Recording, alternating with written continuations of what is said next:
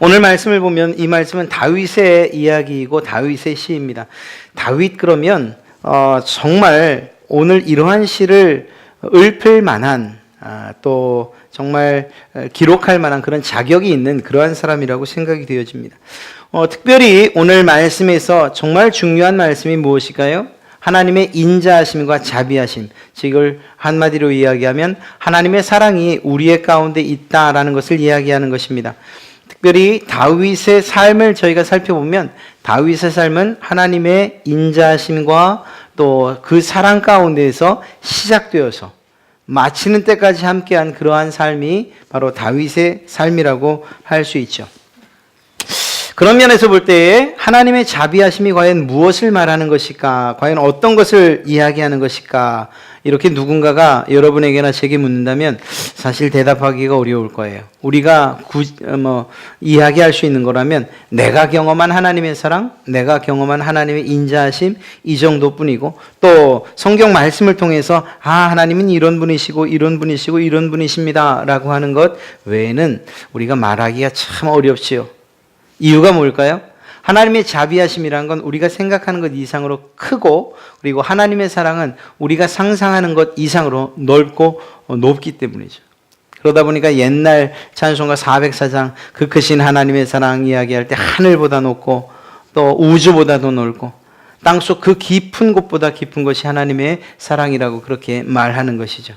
사실 가장 큰 사랑이 부모님의 사랑이라고 말하지만 그러나 부모님의 사랑도 하나님의 사랑과 비견할 바가 못 되지요. 그만큼 크고 놀라운 것이 하나님의 사랑과 인자하심인데 그 인자하심과 사랑, 그 자비하심을 우리가 어떻게 말로 다 할 수 있겠냐 하는 것입니다. 그럼에도 불구하고 그 자비하심, 인자하심, 그 사랑을 우리가 기록해야 하고 또 표현해야만 된다는 사실입니다. 왜냐하면 그렇지 않으면 하나님의 사랑과 사람의 사랑을 그냥 혼동하기 때문이에요. 세상에 얼마나 많은 사랑에 관한 이야기들이 있습니까? 그렇죠? 영화부터 시작해서 드라마 모든 것에 사랑의 이야기가 빠지지 않습니다. 그런데 그러다 보니까 하나님의 사랑에 대해서 오해하는 일들이 많이 생겨요. 하나님에 대해서는 알지 못하다 보니까 부모님의 사랑이 가장 지고지순한 그리고 또 정말 가장 헌신적인 희생적인 사랑이다. 하나님의 사랑이 이 정도쯤이겠구나 이렇게 말이에요. 그러나 그것은 비교할 수 없는 사랑입니다. 남녀 간에 사랑을 하다가 헤어져요. 하나님의 사랑도 혹시 그냥 그 하나님의 기분에 맞춰서 또 하나님의 편에서 볼 때 이기적으로 우리를 이렇게 걷어차버리시는 이런 사랑은 아닌가 이렇게 또 의심하기도 하고요. 그러나 성경은 그렇게 이야기하지 않고 특별히 오늘 말씀에서도 하나님의 자비하심을 이야기할 때에 우리가 그러한 은혜와 사랑과 자비를 받을 만한 사람이냐? 그렇지 않다고 이야기하고 있는 것입니다. 그럼에도 불구하고 우리에게 주어지고 있는 것이 하나님의 자비요 사랑이라고 말하고 있죠. 예수님의 인생 가운데서 가장 단적으로 하나님의 사랑, 즉 예수님의 그 자비하심과 사랑을 드러내는 장면이 있다면 어떤 장면으로 꼽으시겠어요? 다른 것 아니고 예수님이 돌아가시는 그 십자가 위에서의 사건 아니겠어요? 예수님이 십자가에 못 박혀 돌아가실 때에 그를 향해서 창을 찔러대고 또 때로는 욕을 해대고 자기를 십자가에 못 박은 그 사람들을 향해서 뭐라고 하십니까? 하나님, 저들이 지금 자기가 하는 일이 뭔지 알지 못합니다. 저들을 용서해 주십시오. 이렇게 말하죠. 예, 그렇습니다. 그것을 통해서 하나님의 사랑이 우리가 생각하는 것 이상이라는 것을 알 수가 있어요. 아무리 정말 훌륭한 사랑을 가진 사람이라 하더라도 자기의 이익이나 혹은 자기 편에서 생각하고서 그 다음에 다른 사람을 생각하기 마련이거든요. 그런데 주님께서 하신 일들을 보면 저들의 죄를 용서해 주십시오라고 하는 이 한마디를 통해서 하나님의 사랑은, 예수님의 사랑은, 예수님의 자비하심은 우리가 상상하는 것 이상이구나 라는 것을 우리가 알게 되는 것입니다. 이것이 하나님의 자비의 어떤 단면이라고 이야기할 수 있어요. 이러한 예수님의 사랑을 예수님의 제자들이 본받아 가면서 살기 시작하죠. 예, 그래서 실제로 첫 번 순교자였던 스데반 집사님도 저들의 죄를 용서해 주십시오라고 하고 하늘나라로 갑니다. 그 뒤에도 오는 많은 사람들, 우리나라에 있었던 순교하신 분들도 똑같이 이야기를 해요. 하나님, 저들이 하나님을 알기로 합니다. 내가 죽어서라도 저들이 하나님의 사랑을 알기만 한다면 이 한 목숨 주님께 드리는 것 어렵지 않습니다. 이렇게. 지금도 그런 순교는 지금도 이루어지는 거예요. 여러분, 순교가 과연 왜 일어나는 걸까요? 순교.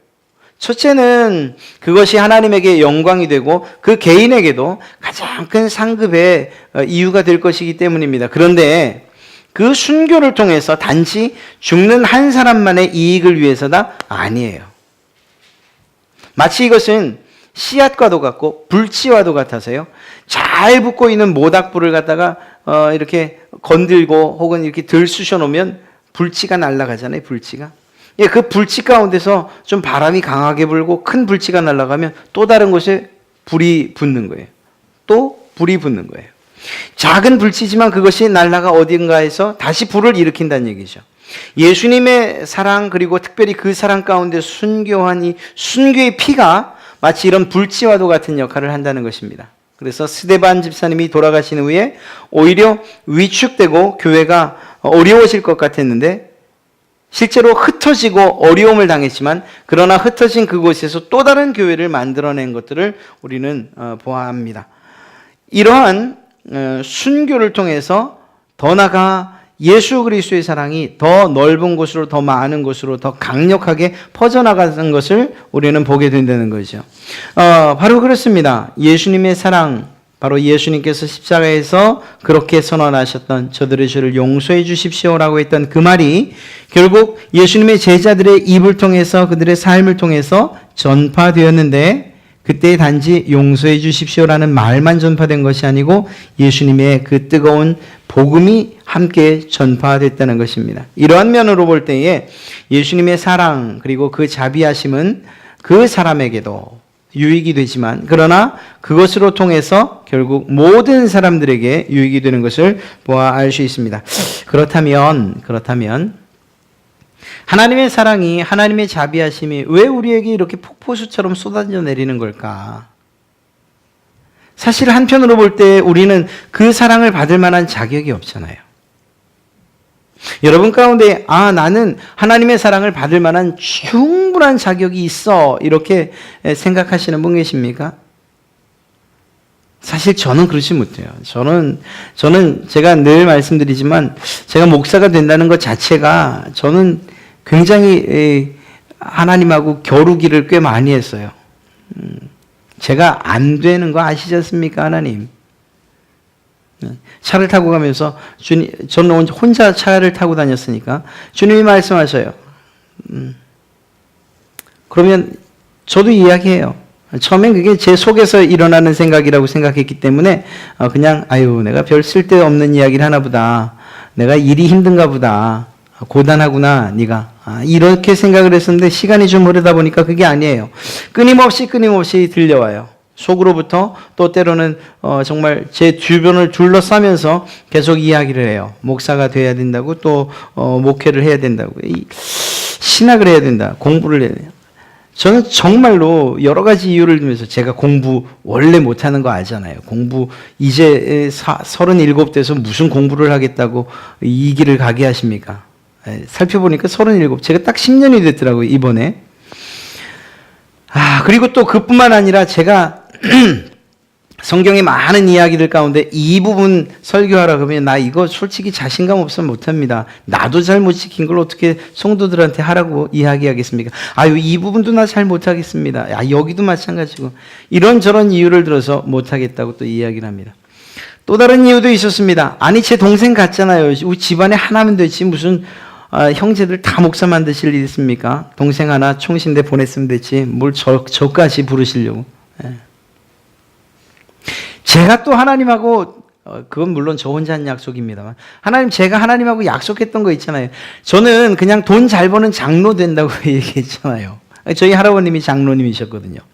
그렇다고 저희 할아버지가 돈을 잘 벌었던 건 아니에요. 그래서 저는 돈을 잘 버는 장로가 되겠다고 했는지도 모르겠어요. 그래서 아버님 목회도 돕고 동생 목회도 돕고 이거 괜찮잖아요. 이거 내가 원하는데 갑자기 무슨 신학교를 가라고 하십니까? 그래서 안 한다고 이야기를 했어요. 무엇보다도 내가 그 하나님께서 주시는 사명을 감당할 만한 자격이 안 된다고 생각했기 때문이에요. 제가 만약에 공부도 좀 잘하고 좀 더 키도 크고 잘생겼고 또 그간의 경력도 화려하고 또 사업에도 보란 듯이 성공을 했고 그래서 이제는 내가 해볼 만한 거 다 해봤으니까 이제 목사 한번 하겠습니다. 이렇게 이야기할 수 있었다면 얼마나 좋았겠습니까? 그런데 그렇지 못했다고요. 그래서 하나님 앞에 끊임없이 거절을 했던 거예요. 하나님, 정말 제가 안 된다는 건 아시지 않습니까? 그럼에도 불구하고 하나님께서 끊임없이 저를 부르셨다는 거죠. 그런데 이것이 하나님께서 우리에게 베푸시는 사랑을 하시는 방법과도 비슷해요. 우리는 하나님의 사랑을 받을 만한 자격이 없어요. 하나님 아시잖아요. 제가 하나님을 바라볼 때는 하나님을 사랑한다고 말하지만 돌아서기만 하면 하나님은 어느새 잊어버리고 다른 것들에 정신 팔리는 건 알잖아요. 하나님께서 나에게 베풀으신 은혜를 알면서도 그래서 눈물을 흘리고 콧물을 쏟으면서도 그래도 예배당 문을 나갔으면 또 동시에 그냥 잊어버리고 사는 내 모습, 약한 모습 아시잖아요. 그런데 저를 사랑하신다고요? 이렇게 이야기할 수밖에 없는 거죠. 그럼에도 불구하고 얼마나 감사합니까? 하나님께서 우리를 끊임없이 사랑하신다고, 내가 너를 정말 사랑하고 내가 너에게 자비를 베풀기 원한다고 말씀해 주고 계십니다. 오늘 말씀을 통해서 과연 하나님께서 우리에게 자비를 이렇게까지 베풀고자 하시는 이유가 무엇이겠는가 하는 몇 가지를 좀 살펴보려고 해요. 첫 번째는 하나님이 보실 때 우리는 상처뿐이기 때문이에요. 정말 깨지고 부서지고 망가지고 쓰러지고 더 이상 일어설 수 없을 것 같은 그 모습이 바로 우리의 모습이기 때문에 하나님이 보실 때에 그 모습이 우리의 모습이기 때문인 거죠. 특별히 하나님이 여러분을 바라보실 때에 그 모습 이전에 무엇입니까? 여러분과 하나님과의 관계가, 하나님을 우리는 아버지라고 부르잖아요. 아버지. 그러면 우리는 하나님의 자녀들이거든요. 자녀라고 불려지는 우리가 깨지고 부서지고 망가지고 상처투성이고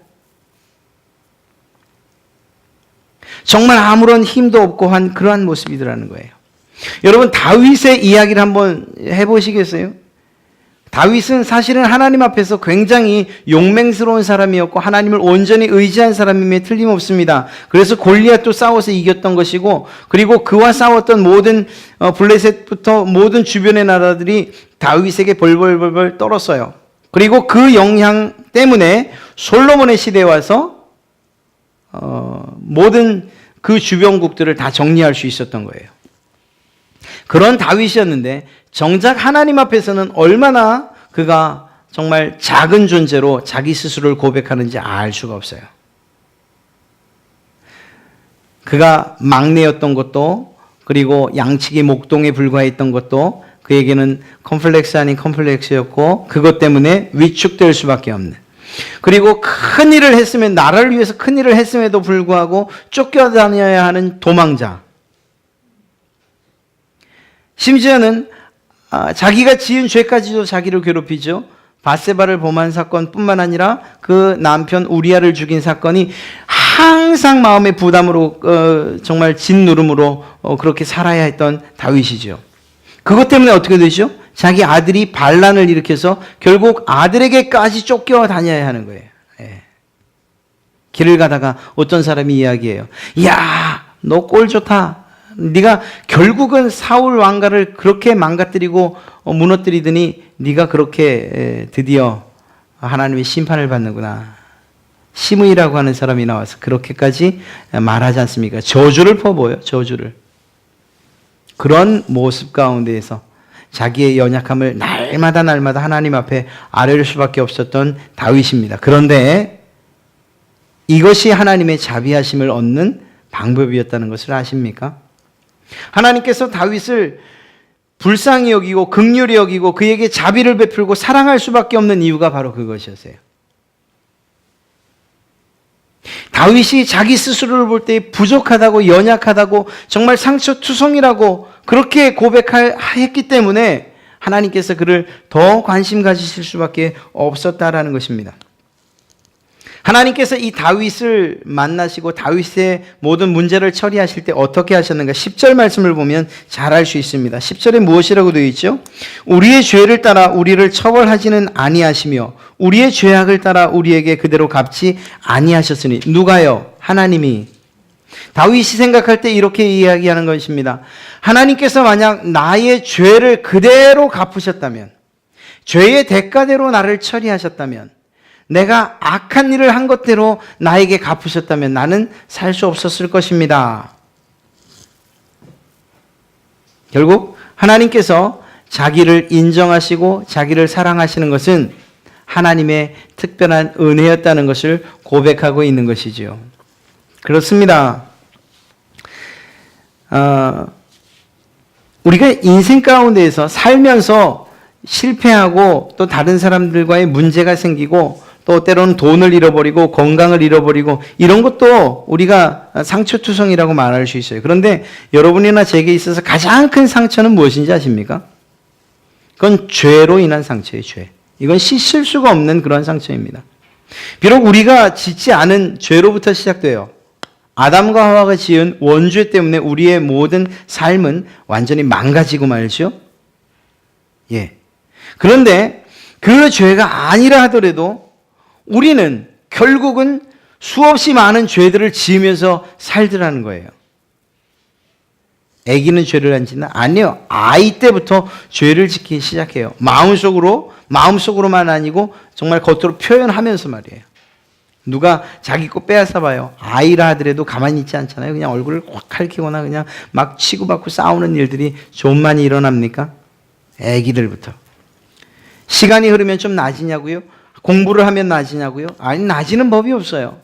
우리의 인간의 죄의 문제는 학습이나 공부로 해결될 문제가 아니기 때문에 시간이 흐르면 흐를수록 더 악해지면 악해지지 그것이 나아지는 법은 없어요.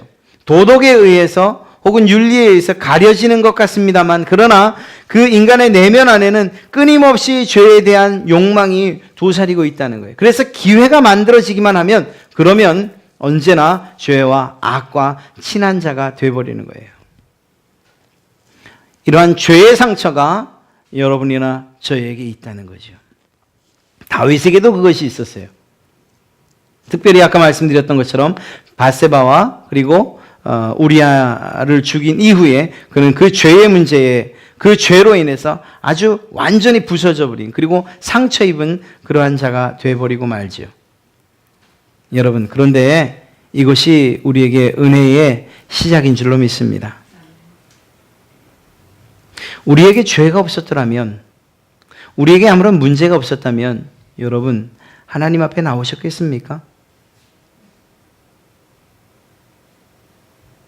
어쩌면 저는 교만스럽게 제가 모든 것들에 있어서 성공을 하고 그만큼 잘났더라면 하나님이 부르시기 전에 하나님 이 정도면 내가 하나님 일 해야 되지 않겠습니까? 라고 그렇게 이야기했을지도 몰라요.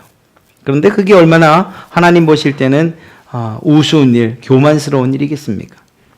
사랑하는 성도 여러분, 우리의 삶이 무너져 내리는 것, 그리고 때로는 상처를 입는 것, 때로는 죄의 문제 때문에 어찌할 바 모르고 사업이나 건강의 문제 때문에 어찌할 바 모르는, 그래서 상처뿐인 지금 이 순간이라 하더라도 그것 때문에 너무 슬퍼하지 마십시오. 어쩌면 여러분이 이 자리에 나온 그 이유가 무엇인가? 바로 그 상처 때문이라는, 그 상처가 이유가 돼서 이 자리에 나왔기 때문인 것입니다. 여러분, 짐승들이 산에 사는 짐승들이 상처를 입으면 자기들만이 가는 데가 있다면서요. 우리는 알지 못하는데 약초가 있는 곳을 알아서 그곳으로 가서 스스로 치료를 한다면서요. 미물도 자기 몸에 상처가 나면 그것을 고치기 위해서 이곳저곳으로 가야 할 곳을 아는데, 죄를 지은 우리 인간들이 우리의 죄로 인해서 받은 그 상처를 치유하기 위해서 가야 할 곳을 모른다면 그것이야말로 지혜롭지 못한 거죠. 사랑하는 성도 여러분, 비록 죄는 하나님과 우리를 멀어지게 했지만 그러나 죄 지은 인간이 어디로 가야 하는가, 누구를 찾아가야 하는가, 이것은 하나님께서 우리의 마음 가운데 심어두신, 그러한 심어두신 문제이기 때문에 우리는 알 수 있어요. 하나님께로 가야 한다는 사실을. 다윗이 그 사실을 알았던 것처럼 말입니다. 사랑하는 성도 여러분, 여러분이 상처뿐이기 때문에, 또 부서졌기 때문에, 망가졌기 때문에 이제는 포기할 것이 아니고 그것 때문에 하나님 앞에 나오셔야 하는 줄로 믿습니다. 하나님께서 여러분을 반드시 치료하여 주실 것이기 때문입니다. 하나님께서 여러분을 불쌍히 여기시고 여러분에게 긍휼을 베풀기만 하신다면, 하나님께서 여러분에게 얼굴을 돌리신다면 여러분의 죄의 문제로부터, 또한 그것으로 일어난 상처, 또 여러분의 삶 가운데 일어난 여러 가지 정말 상처와 딱지들, 이것 하나님께서 다 치료해 주실 줄로 믿습니다. 하나님의 자비하심은 바로 이러한 여러분들에게 또 저에게 필요한, 가장 필요한 하나님의 은혜이기 때문에 그렇습니다. 그렇습니다. 하나님께서 왜 우리에게 자비를 베푸시느냐? 내 사랑하는 자녀들이 상처뿐인 걸 보시니까 그에게 자비를 베풀 수밖에 없는 거예요. 부모님 된 여러분들, 혹시 선생님들도 마찬가지예요. 여러분들의 관심은 누구에게 자주, 또 정말 마음이 정말 그에게 쏟아져 갑니까? 아주 건강하게 잘, 활발하게 잘 놀고 지혜롭고 말하지 않아도 밥 씩씩하게 잘 먹고 그런 아이들? 사실은 그렇지 않잖아요. 뭔가 부족하고, 야, 저 아이는 나 없으면 밥 먹는 것도 힘들어하겠다 하는 아이들에게 더 눈길이 가잖아요. 비록 그 때문에 그냥 속이 문드러지고, 너는 왜 그러니? 이 한마디 정말 이렇게 책망하는 말이 설령 나온다 할지라도 관심이 더 가는 건 어쩔 수가 없어요. 뭔가 부족한 아이들. 응? 내가 볼 때, 부모 입장에서 볼 때 모자란 아이들, 상처나는 아이들, 쓰러져서 일어나지 못하는 아이들에게 또 손이 내밀어지는 거죠. 이게 부모님의 마음이에요. 주님께서 우리들에게 정말 자비로 다가오실 수밖에 없는 이유가 무엇인가 하면 우리가 바로 그런 존재들이기 때문이죠. 누가 이렇게 세워주지 않으면 일어설 수 없는 그런 사람들이 바로 저이고 또한 여러분이기 때문에 주님께서 여러분에게 자비를 베푸신다. 그것이 우리가 자랑할 수 없는 이유가 바로 거기 있는 거예요. 우리에게 문제가 있고 우리에게 상처가 있기 때문에 주님이 우리에게 다가오셨다는 사실을 생각한다면, 하나님 이제 오셨습니까? 아유, 네? 난 언제나 오시나 했습니다. 이렇게 이야기할 수 없는 거죠. 그저 찾아와 주신 게 감사하고 우리의 손을 붙잡아 주시는 게 감사한 거죠. 사랑하는 성도 여러분, 하나님의 자비하심이 이러한 상처 때문에 상처 입은 자에게 찾아오시는 그분의 사랑의 표현이라는 것을 꼭 기억하시기 바랍니다. 이미 말씀드렸던 것처럼 하나님의 자비가 여러분에게 또 다윗에게 베풀어진 이유가 무엇인지 아십니까? 자녀이기 때문이에요. 자녀. 하나님께서 다윗을 자녀로, 또 여러분을 자녀로 생각하시기 때문에 하나님이 자비를 베푸시는 것이죠. 13절 말씀을 보면 이렇게 이야기하고 있습니다. 아버지가 자식을 긍휼히 여김같이 여호와께서는 자기를 경외하는 자를 긍휼히 여기시나니. 그렇습니다. 부모가 자녀를 긍휼히 여기는 거예요. 이건 뭐 제가 이야기하지 않아도 틀린 말이 아니에요. 길가에 가는 어떤 아무리 정말 잘생긴 그리고 또 멋있는 아이가 지나가도 내 아이가 아니면 별로 관심조차 없어요. 좀 모자라도 내 아이가 지나가면 그러면 그때 관심. 여러분, 운동장에서 운동을 하지요. 운동회를 해요. 아이들이 운동회를 해요.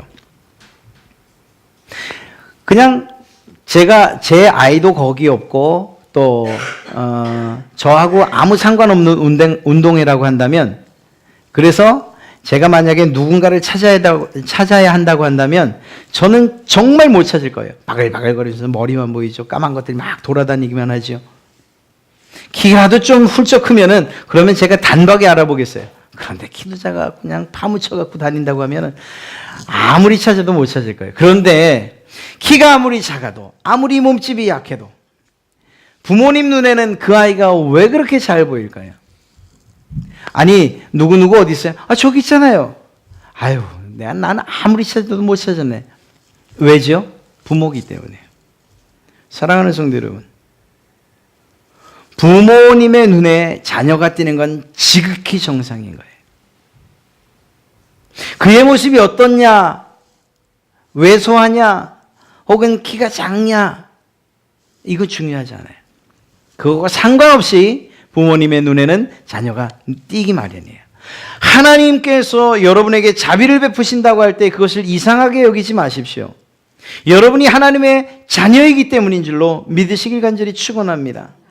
하나님께서 여러분을 위로하십니까? 하나님께서 여러분에게 사랑 베풀기를 원하십니까? 여러분에게 정말 꿈에 나타나 여러분을 안아주십니까? 그러면 그것 때문에 정말 이상하게 마치 일어나지 말아야 할 일들이 일어난 것처럼 그렇게 생각하지 마십시오.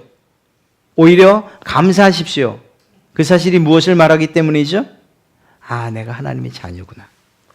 이 시간 나와서 여러분이 예배를 드리고 또 때로는 정말 찬송을 부르고 때로는 기도를 해요. 근데 그런 순간에 하나님께서 여러분에게 큰 은혜를 베푸십니까?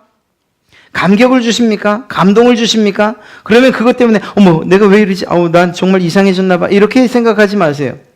하나님께서 여러분을 자녀로 생각하시고 사랑하신다는 증거입니다. 하나님께서 여러분을 사랑하실 때에 여러분에게 무엇인가 말씀하고 싶으시고 무엇인가 이야기하고 싶으시고 감동을 주고 싶고 감격을 주고 또 그들의 삶을 변화시키길 원하시는 그분이 바로 하나님 우리 아버지 아니십니까? 그러니 여러분의 삶에 어떠한 은혜가 또 자비하심이 베풀어진다면 그것 때문에 너무 놀라하지 마시고 오히려 마땅히 자녀에게 일어나야 할 일들로 생각하셔도 될 줄로 믿습니다. 사랑하는 성도 여러분, 하나님은 그런 면에서 우리를 불쌍히 여기시는 거예요. 자녀를.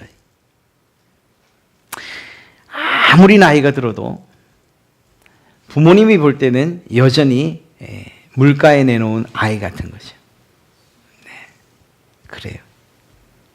경험해보신 분들은 아실 터이고 또 경험해보지 못했다면 한번 커볼 필요가 있죠. 그래서 다 큰 60살 된 아이니까 이상하죠.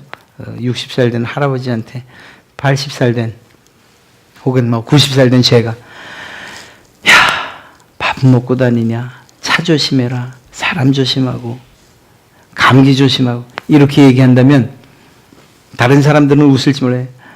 할아버지나 잘하세요 이렇게 말할지 몰라도 그게 왜 그렇습니까? 부모 마음에는 여전히 어린아이이기 때문에 그런 거죠. 바로 그겁니다. 여러분들에 대해서 하나님이 자녀로 생각하신다면, 자녀로 생각하고 계시기 때문에 여러분의 모든 일들에 대해서 관심을 가지시고 특별히 자비를 베푸신다는 것이에요. 한 가지만 더 얘기를 하죠. 이 자녀라는 점에 대해서. 여러분, 우리 사람과 사람 사이에서는 자녀라고 할 때에 사실은 배가 아파 나야 돼요. 그렇죠? 10달 동안 품어야 그 아이를 자녀라고 이야기를 해요. 그런데 꼭 그렇냐? 그건 아니죠. 요즘은 입양에 관한 그 인식이 너무 많이 바뀌어서 이제는 정말로 우리나라 사람들도 아이들을 입양하는 것 혹은 자녀로 삼는 일들이 그렇게 어색해지지 않았어요. 제가 아는 분들도 정말 그렇게 자기가 낳지 않았음에도 불구하고 자녀로 삼는 일들이 참 많이 있어요.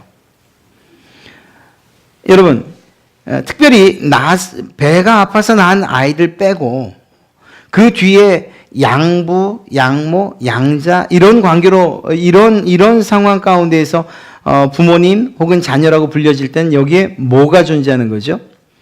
관계가 형성된 거죠. 아무런 상관이 없는 관계였는데 이제는 부모 자식 간의 관계가 맺어진 거예요. 그렇죠? 예, 이러한 면들을 생각해야 된다는 것입니다. 내가 언제 하나님께서 나를 낳으셨나? 하나님이 배 아파서 나를 낳나? 이렇게 이야기하지 않아야 돼요. 오히려 하나님께서 여러분에게 너는 내 자녀다라고 이야기할 때는 사실은 이 관계적인 측면을 아주 강조하고 있는 것이죠. 어떤 면에서 보면 강조만 하는 것이 아니라 관계에 대해서 강조만 하신 것이 아니고 그 관계를 맺기 위해서 희생하신 것이 우리가 상상하는 것 이상이라는 거예요. 하나님께서 여러분을 자녀로 삼으시기 위해서 희생하신 것이 무엇이죠? 예, 하나님의 아들, 독생하신 예수 그리스도를 십자가에 내어 못 박는 일을 허락하셨어요.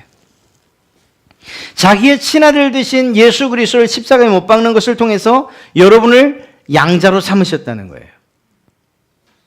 그래서 우리는 하나님, 도대체 내가 하나님의 자녀가 됐다는 증거를 대보세요. 이렇게 이야기할 수 없지요. 만약에 그렇게 이야기하면 십자가를 이야기하시고 그 십자가에 매달리신 예수 그리스도 그분을 이야기할 거예요. 내가 너를 양자 삼기 위해서 내 아들을 십자가에 못 박지 않았니?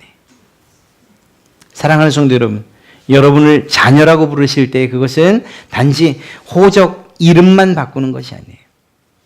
그것이 아니고 그에 상응하는, 그보다 더 값진 대가를 하나님이 치르셨다는 것을 꼭 기억하시기 바랍니다. 그렇기 때문에 그 자녀에게 자비하심을 베푸시는 거예요.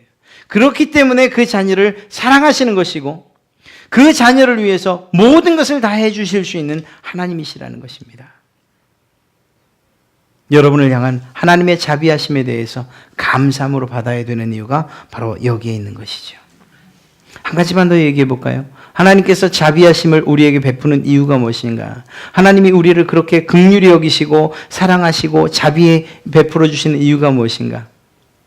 사실은 이미 말씀드린 것 가운데 다 말씀드렸어요. 우리가 연약하기 때문이에요. 연약한 자녀이기 때문이에요. 상처뿐인 자녀이기 때문이에요. 우리가 정말 강하다고 한다면 첫째는 우리가 하나님을 의지하지 않을 거예요. 하나님 없어도 내가 세상 살만합니다. 내가 돈이 이렇게 많고 건강이 있는데 내가 이렇게 많은 사람들과 인맥을 만들어 놨고 이렇게 많은 권력과 또 명예를 누리고 있는데 하나님 없어도 될 것 같습니다. 안 그럴 것 같다고요? 아니에요. 정말 그래요. 우리의 몸이 편안하면 그리고 건강하면 그리고 많은 사람들을 알고 있으면 주일날 예배하는 것보다는 아마도 등산 가는 일 혹은 다른 곳에 이렇게 취미생활을 하러 가는 일들이 더 많아질 거예요. 놀랍게도 몸이 아프다거나 문제가 생기면 그 모든 것들을 다 끊어버리고 이 자리로 나오더라는 거죠. 우리도 그래요. 우리가 볼 때도. 그런데 하나님께서 우리를 보실 때에 연약하고 그리고 부족하다고 생각하기에 우리에게 자비를 베푸신다는 것입니다. 오늘 14절 말씀에 무엇이라고 말하고 있죠?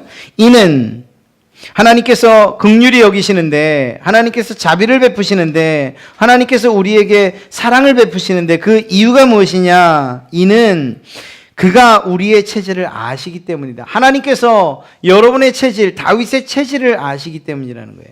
도대체 무슨 체질이길래? 성경은 이렇게 이야기하죠. 우리가 단지 먼지뿐인 사실을 기억하셨다. 우리의 체질이 뭐라고요? 먼지뿐이다. 하나님이 없다면 우리는 아무것도 아닌 존재라는 거예요. 제가 이미 말씀드린 것처럼 건강해도 이 세상의 모든 부요를 누리고 살아도 권력의 꼭대기에 있고 혹은 명예를 누리고 산다 하더라도 내 자식들이 아무리 성공했다 하더라도 내가 태어나기를 원래 되는 집안에 태어났다 하더라도 우리의 형질은 무엇이라고요? 먼지뿐이라는 거예요. 정말이냐? 예, 정말이에요. 여러분이 저에게 정말입니까? 정말이야? 이렇게 물으면 저는 정말이라고 이야기할 수밖에 없어요. 한번 증명을 해봐. 저는 얼마든지 증명해 드릴 수 있어요. 저랑 시간을 지금 시간이든지 저녁 시간이든지 낮 시간이든지 시간 되시는 때에 저에게 왕복 3시간만 주세요. 저랑 벽제만 갔다 오시면 돼요. 벽제, 화장터.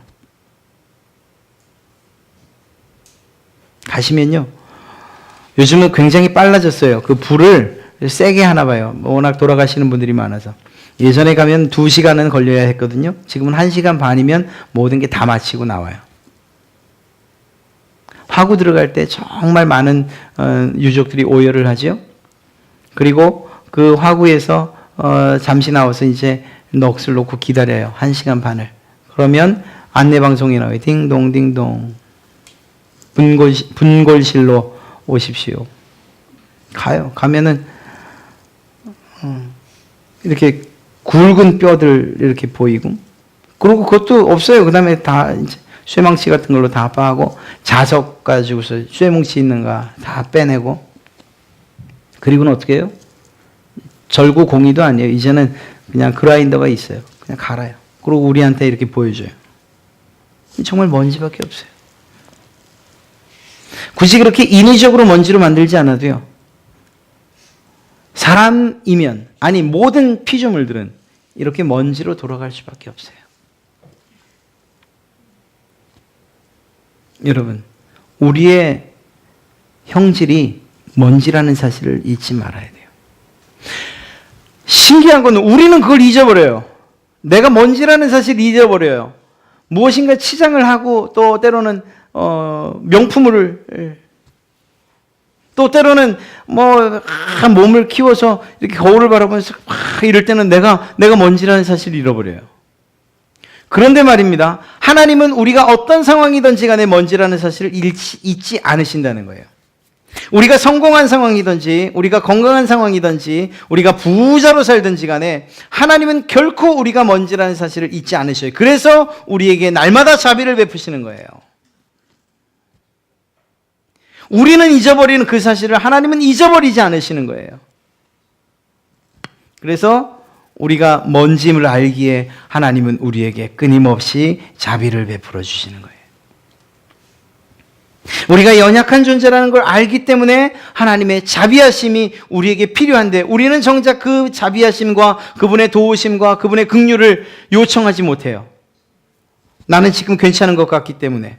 그런데 하나님은 우리에게 반드시 나의 도움이 있어야 된다는 것을 하나님이 아시기에 우리에게 끊임없이 자비하심과 긍휼하심과 도우심을 베풀어 주고 계시다는 것입니다. 사랑하는 성도 여러분, 우리는 하나님의 자비 없으면 살 수 없는 존재예요. 하나님의 사랑 없이는, 하나님의 도우심 없이는 살 수 없는 그런 존재예요. 하나님께서 우리에게 자비를 베푸시는 이유 잊지 마시기 바랍니다. 여러분이 자녀이기 때문이에요. 그런데 상처 입은 자녀이고 연약한 자녀이기 때문에, 하나님의 도우심이 없이는 살 수 없는 그런 우리들이기 때문에 하나님의 도우심이 우리 가운데에 날마다 베풀어지는 줄로 믿습니다. 그런데 우리가 어떻게 하나님 앞에서 교만할 수 있겠습니까? 하나님 앞에서 우리가 무엇을 자랑할 수 있겠습니까? 내가 지금 조금 뭔가가 잘 된다고 해서 하나님이 필요 없습니까? 내가 무엇인가 성공하고 있다고 해서 하나님의 은혜, 자비하심, 이제는 그것 없이도 살 수 있습니다, 이렇게 말할 수 있겠습니까? 아니에요. 그렇지 않습니다. 아까도 말씀드렸던 것처럼 우리가 잘 되든지 못 되든지, 건강하든지 아프든지, 성공을 하든지 실패를 하든지, 우리가 부자가 되든지 아니면 가난한 자가 되든지, 명예를 얻든지 잃든지, 어떤 상황 가운데에서 우리는 변화될지 몰라도 하나님은 끊임없이 우리를 보실 때에 연약하고, 또 우리의 형질이 먼지로 이루어졌고, 그리고 상처뿐이라는 사실을 아시기 때문에 우리에 대한 자비를 끊임없이 베푸시는 거예요. 날마다 해가 왜 뜹니까? 하나님의 자비하심이 있기 때문이에요. 오늘 잠잘 때는 해가 안 떠도 될 것 같고, 그냥 이대로 그냥 지내도 될 것 같고, 또 정말 유아적인 생각을 하면 아유 무슨 소리, 이제 뭐 태양이 없어도 될 것 같아요. 얼마나 발전 시설이 좋은데. 이렇게 어린아이처럼 말하지만 하나님은 아셔요. 우리에게 반드시 태양이 필요하다는 사실을. 그래서 우리는 그것들에 대해서 잊지만 내일 아침에도 태양을 떠오르게 하실 거예요. 이것이 하나님의 자비하심입니다. 우리가 마음을 돌이켜서 하나님의 이러한 자비하심을 조금만 생각할 수 있고, 그것에 대해서 감사하고 또한 그 하나님을 찬송할 수만 있다면 하나님께서 이 일들을 통해서 너무 기뻐하실 것이라는 거죠. 우리 교회가 늘 말씀드리는 비전이 무엇입니까? 하나님을 기쁘시게 하는 교회, 하나님을 기쁘시게 하는 여러분들. 그때 하나님이 무엇을 주신다고요? 여러분에게 행복을 주신다고요. 예수 믿는 게 행복해야죠. 저는 이 사실에 대해서는 조금도 변함이 없어요. 여러분이 예수님을 믿는데 조금 갈등하면서 얘기하는 거예요. 여러분이 제 말을 진짜로 진심으로 받지 마시고 무슨 얘기인가면요. 만약에 저희 교회에서 여러분이 신앙생활을 하는데 뭐가 행복하지 않아요.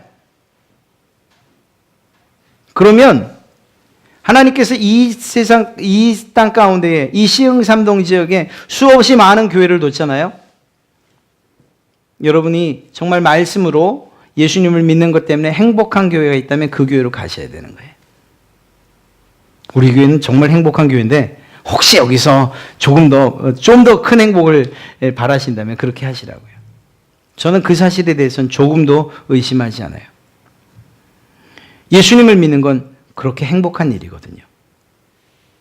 그 행복이 무엇으로부터 오느냐? 하나님을 기쁘시게 하는 일로부터 온다는 거예요. 여러분이 하나님을 어떻게 기쁘시게 할 것이냐?